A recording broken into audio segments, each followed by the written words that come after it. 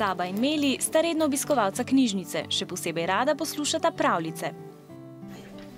O, koliko je tukaj zanimivih knjig! V pravljični sobi so knjižničarke že pripravile knjige, kjer nastopajo živali. Prva, ki se je srečala z Meli, pa je bila Greta.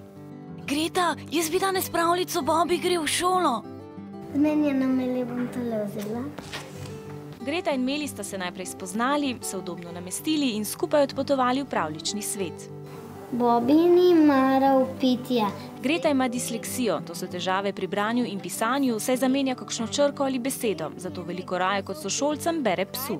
Zato, ker se mi sošolci smejijo, če se me kaj zatakne, psi se pa ne. Otroci, ki pridejo k psu, se sprostijo in lažje berejo. Nekateri torej pridejo, ker imajo težave z branjem ali pa imajo tremo pred glasnim branjem. Pes je dober poslušalec, ker ne presoja in ne kritizira. Drugi pa pridejo zato, ker imajo radi živali. Med njimi je tudi Brina. Meni se zdi, da je kužku bolje brati zato, ker se mi včasih zdi, da me edin on razume. Ugotovila je tudi, katera knjiga je psom najljubša.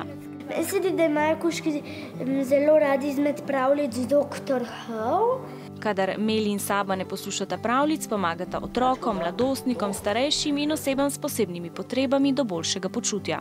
Tako Brina kot Greta sta v branju uživali, kakšno knjigico pa lahko svojemu kužku preberete tudi vi. Pravljice bo gotovo vesel tudi sosedov kuža.